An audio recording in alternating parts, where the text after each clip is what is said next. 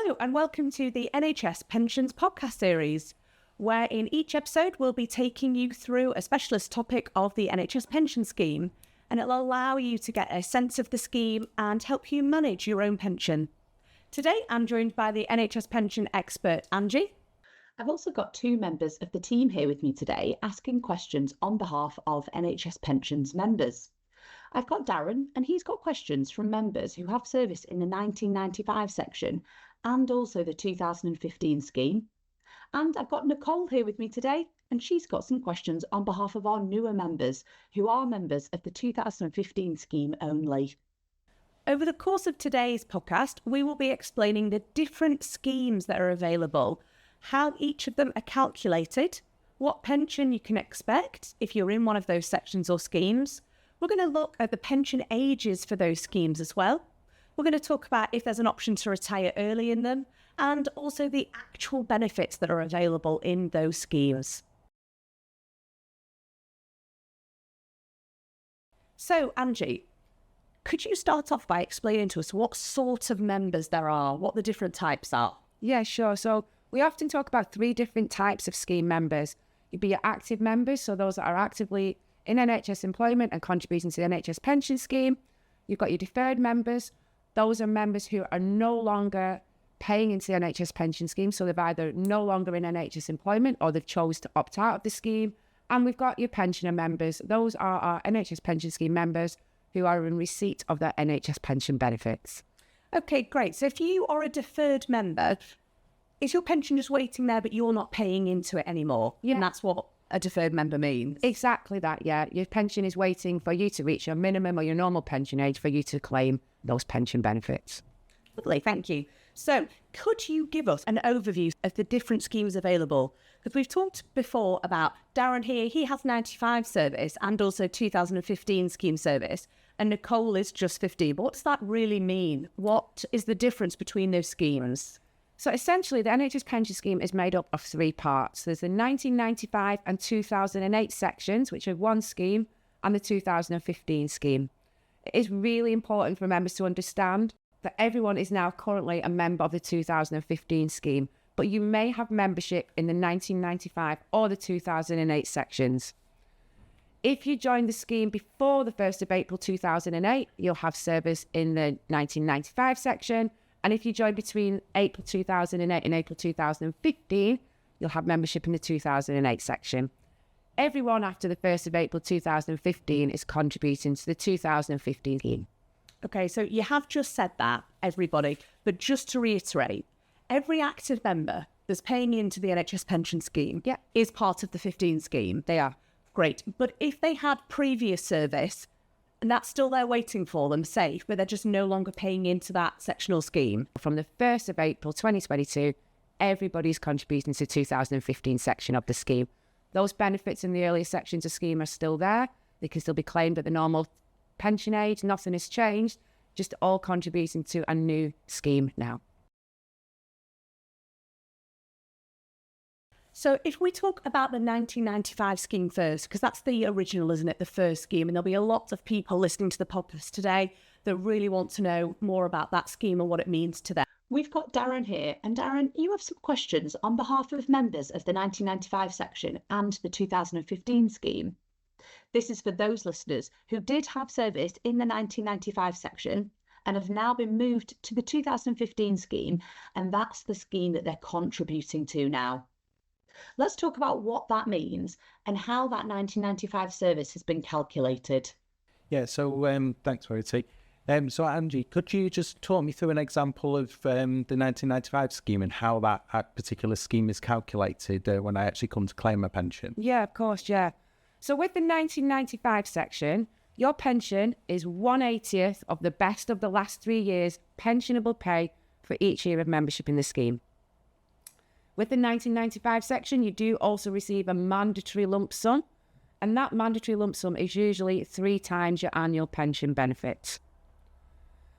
When we use the best of the last 3 years pensionable pay for the calculation, this is worked out on the notional whole time pay at retirement, providing that there is a final salary link maintained, and we'll touch on what a final salary link is. This is where you've moved from the 95 or 2008 sections into the 2015 scheme. So the pension benefits will be calculated using your pensionable pay at retirement and not when they left the 95 or 2008 sections. So that's interesting. Even though they're in the 15 scheme, which isn't a final salary pension scheme, their benefits at retirement for those earlier sections or schemes are still calculated using the pay that they're on at that point when they come to retire and not when they've moved. Right, so that's complicated. There's a lot going on here. I think, should we step back and start looking at the 1995 section for Darren, who's asked the question, how would his 1995 service be calculated? What's the calculation we're looking at? Okay, so for the 1995 section benefits, your pension benefits are calculated as follow. Take your pensionable pay and multiply that by your pensionable membership in days, and then divide that by 1/80th. That would give you your annual pension. We've got an example of what that might look like. And so for Darren, who's got 1995 pension benefits, and he was in the scheme for 15 years, and his pay was £33,000, for example. The calculation would be £33,000, which is his pensionable pay. We'd multiply that by the amount of time he was in the scheme, which we've converted to days. So 15 years in days is 5,475. We'd then divide that figure by 1/80th to get an annual pension figure. And what about a lump sum at this point? So you've said the calculation that they use in-house at NHS pensions, but is there a lump sum for that? So there is, yeah. With the 1995 section, it is the only section of scheme that there is a mandatory lump sum. And that lump sum is usually 3 times your annual pension benefit. So with the calculation that we've just done, Darren, the annual pension was calculated as £187.50p. Times that by 3, you've got your lump sum of £18,562.50. Okay, I could get my head around that. I could get my head around the calculation, and we're timesing it by 3 for the lump sum. But there isn't just the 95 scheme, is there? You mentioned the 2008 section, the 2015 scheme. Nicole, moving on to the 2008 section, although the questions from Darren and Nicole don't include the 2008 section, lots of people listening to the podcast will need to know about this section. So if we could have a little look at that. Okay, so 1995-2008 sections are both final salary schemes, so they are calculated very similarly. The only difference is for the 2008 pension, we will use the reckonable pay, which is the average of the best 3 consecutive years within the last 10 that you were in the scheme. We would then apply pensions increase each year before we assess which are the best 3 years to use to calculate your pension benefits. Your pension is 1/60th of your reckonable pay for each year of membership in the scheme. Okay, so 1/60th of your reckonable pay. And if we're, for somebody that might have OA service and they're listening today, when we use the term reckonable pay, or when you use the term reckonable pay, you are talking about a 10-year period from the date of retirement, stepped back? Yes. And then looking in those 10 years, you're looking for the best 3 in a row? Yes. Great. Yeah. Okay, thank you. Is there a lump sum with this? Because you've not mentioned that, and I know before you said about the 95 maybe being the only one to have a mandatory lump sum. There is no automatic lump sum for the 2008 section. However, there is the option to create a lump sum using something called pensions commutation. So as a quick example, if you were to give up £1 of your annual pension, you would create a £12 lump sum. So if you were to give up £1,000 of your pension, your annual pension, you would create £12,000 lump sum, and so on and so forth. So there are options available to create a lump sum depending on what you need for your personal circumstances. And would that be a permanent exchange? So you said before, if you wanted to exchange £1 of your annual pension, are you doing that every year then that your pension is in payment for? Yes. Okay. Yeah, you would give that up or exchange it if you like. Give up's maybe not the right word. Exchange it for the lump sum. Great. Okay, lovely. Thank you very much. So we've talked about the reckonable pay. Have we got an example of that can help the listeners fully understand that, just in case they have OA service? So like I said, it's very similar to the 1995 section, but we use reckonable pay times your membership in days divided by 1/60. So the example that we've got here is Jack. He's been a member of the 2008 pension scheme for 8 years when he decides to retire. His reckonable pay, which is the average of the best 3 consecutive years within the last 10, was £75,000. So to calculate the pay, we'd take the pension, we'd take the reckonable pay of 75,000, multiply it by the pensionable membership in days, and then divide it by 1/60th, which is the accrual rate for the 2008 section. That would give you an annual pension, or Jack, an annual pension of £10,000 per year. Can we just touch on that 1/60th a little bit more? So when we're saying about 1/60th, what's the calculation? 1/60th of what? Of a year. So 1/60th of a year, the calculation is 21900. With the 95 section, it's an 80th. Yep. 29200. So an 80th of the year. Of the year, yes. Yeah.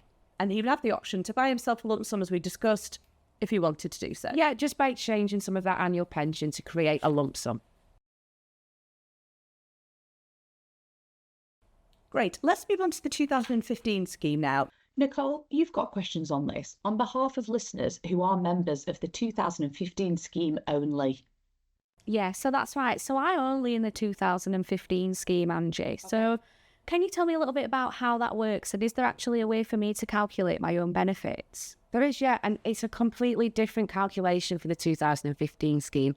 As I mentioned earlier, the 95-2008 section, final salary pensions. 2015 scheme is calculated completely differently. It's a CARE scheme, which is a career average revalued earnings scheme.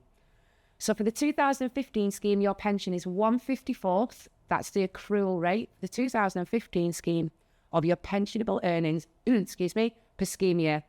That is then revalued by an amount set by the Treasury, which is known as the Treasury order each year, plus 1.5%, and that process is known as revaluation. Can I just jump in here on this one? Now, you've said it's 1/54th of somebody's pensionable pay, and you could do that on a calculator. And you've said, their pensionable pay for the year, but what year are we talking about? You've said scheme year. Give me some dates. Scheme year runs from the 1st of April to the 31st of March each year. So that is the period that we'd be revaluing for that pension pot. Okay, so if somebody joined mid-year, because the likelihood is they would that equate to a part year, and then their second year that they're creating a full pot maybe? Yes. So you'd see the difference in the figures. So if you're not going to be paying in for a full year, that figure will be lower because you're only going to pay in 1/54th of the pensionable pay that you've earned in that year. Great. Okay, lovely. Now, the 2015 scheme, where do we sit with the lump sum on that one again? Because that's what everybody's going to want to know. It's the biggest question we get asked. Again, no automatic lump sum for the 2015, but exactly the same commutation. You can exchange as you can for the 2008 section, £1 for £12 of a lump sum. So again, you give up £1,000 of your pension, you're going to create a £12,000 lump sum. 2,000, £24,000 lump sum. So that's how it works for both the 08 and the 2015 scheme. Lovely, thanks. Nicole, have you got anything else you want to add? Any other questions about the 2015 scheme? Yeah, so that is really helpful, Ange, to really understand how that works for myself as a sole 2015 scheme member. But what I would like to know is, would you be able to talk me through an example just so I can get a little bit of a clearer understanding of that? Yeah, of course. So we'll use an example of an NHS pension member called Tom to see how his pension grows over his 20-year career within the NHS. So as I explained before, your pension earned each year is 1/54th of your pensionable pay. In year 1 of employment, Tom earns £18,000, so his pension pot for that year is 1/54th of that amount. Therefore, his pot in the first year is £333. So just to touch on that quickly, Ange, we talked before about the scheme year, and that's what we're looking at here. Yeah. So a pot is created for each scheme year, and it would be a part pot if they first joined halfway through, or they left maybe halfway through a year. Yeah, exactly that. Yeah. That first year pot is then revalued using the Treasury order plus the 1.5%, meaning that Tom's year 1 pot would increase to £345 in year 2. That year 1 pot will continue to be revalued each year until Tom decides to leave or retire. So after 20 years service, Tom's year 1 pot is now worth £640. Just to jump in on some of the revaluation figures you gave us there, you said the Treasury order plus the 1.5%. So the treasurer can change, can't it? It can, yes, it can change on an annual basis, yeah. It depends what is reported to us by the Treasury. Great, but the 1.5% doesn't change. Is that going to be the set figure so that there's a guarantee there that somebody's pension will continue to grow and be revalued? It will always be revalued, yes, at that 1.5%. Great, thank you. So all members receive a new retirement pot, one for each year that they are working and contributing as an active member. Therefore, by the time Tom reaches 20 years, you'll have 20 pension pots, one for each year. All of Tom's pots that have been earned each year go through the same revaluation process. They're all revalued annually and continue to do so until retirement, or if Tom chooses to leave the scheme. So for Tom to work out his total pension, he'd add up the total of all of his 20 pots, one for each year that he had worked. For example purposes, if Tom's pension will pay increase by 4% each year, and by adding all of the pots together that he'd earned, 20 years service, Tom would have a pension of £13,422. Great, thanks, Angie.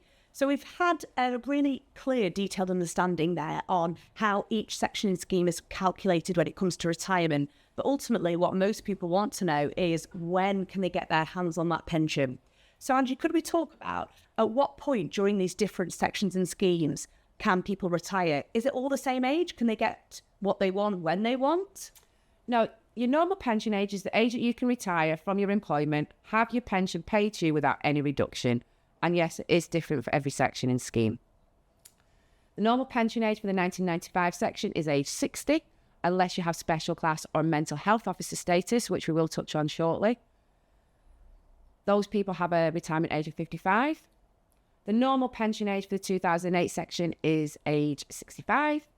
And for the 2015 scheme, it's age 65 or your state pension age, whichever is later. Everyone has an individual state pension age, and you can check what yours is by visiting the gov.uk website. So to jump in on this one quickly then, this isn't linked to your state pension though, it's a separate NHS pension, but we just so happen to have linked the pension age to the state pension age. Yeah, that's exactly right. It's not something that you have to wait until you reach state pension age before you can claim your NHS 2015 scheme. It's literally just linked, as you mentioned, by the retirement ages. So you can still claim those pension benefits early if you wanted to. Great, okay, good you.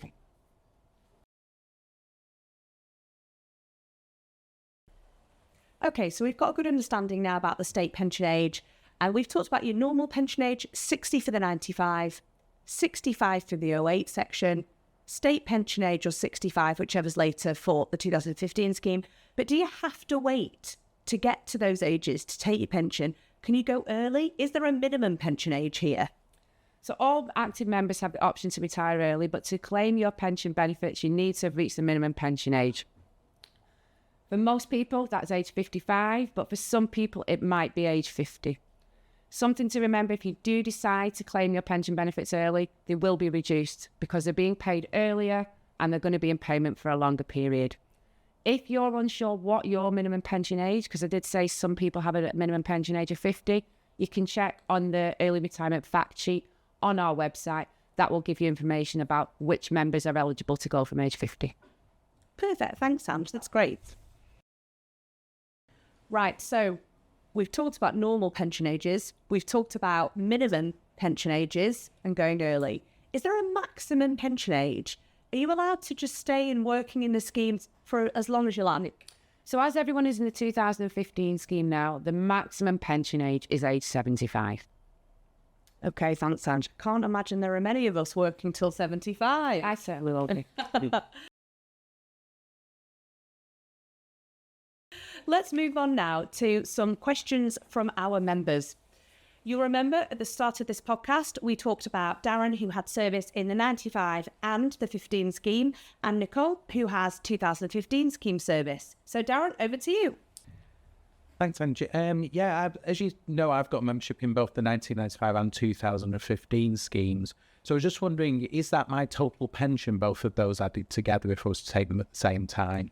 Yeah, they would be added together. But if you were taking your 1995 and your 2015 scheme at the same time, say age 60, you've got to remember your 2015 scheme benefits will be reduced because they're going to be paid earlier then they're supposed to be. The normal pension age is state pension age for those. Yeah. So if you decide to claim your 95 and your 2015 at the same time, that's absolutely fine. We will add the two pensions together and pay you them as one pension and one lump sum. But you have to remember that 2015 scheme membership will be reduced because that's going to be paid before state pension age. Yeah, so in my case, that'd be 7 years early because It would be, yeah. would normally be 67. Yeah. Yeah, that's great. Thank you. So following on for that, could I take my 1995 pension only and not take the 2015 and then carry on paying into the 2015 scheme? Yeah, you can do that. There's lots of flexible retirement options available, but you can certainly claim your 1995 and then continue contributing to the 2015 scheme. You don't have to claim them both at the same time. And just one more question. Can I take my lump sum only and just leave the 1995 pension there and just take the lump sum out on its own? You can't, unfortunately, no. You have to take your pension and your lump sum at the same time. Okay, that's great. Thank you very much. Thanks, Angie. Going over to you, Nicole. Have you got any questions today? Yeah, so my only question really, Angie, is if I was to retire at age 60 and continue to work part-time, would my pension then be taxed? Yeah, so normal tax rules apply when you're claiming your pension benefits. So if this is over the tax-free amount that you're allowed, then yes, you will pay tax on your pension and any other income. Because you get tax relief when the contributions are paid, you will always have to pay tax when your pension goes into payment. Great, thanks everybody. So that brings us to the end of today's podcast. I really hope you found that useful and informative. As always, if you've got any questions about the NHS pension scheme, please email our pensions member team at nhsbsa.pensionsmember@nhsbsa.nhs.uk. If you have any suggestions for future episode topics that you'd like to know more about, please email us at stakeholderengagement@nhsbsa.nhs.uk. You can subscribe to the NHS Pensions podcast on the podcast platform you're using. Don't forget, you can access all the information that has been discussed today on our website. If you just pop in NHS Pensions into your search engine, it'll come straight up. Thanks for joining us today. Goodbye.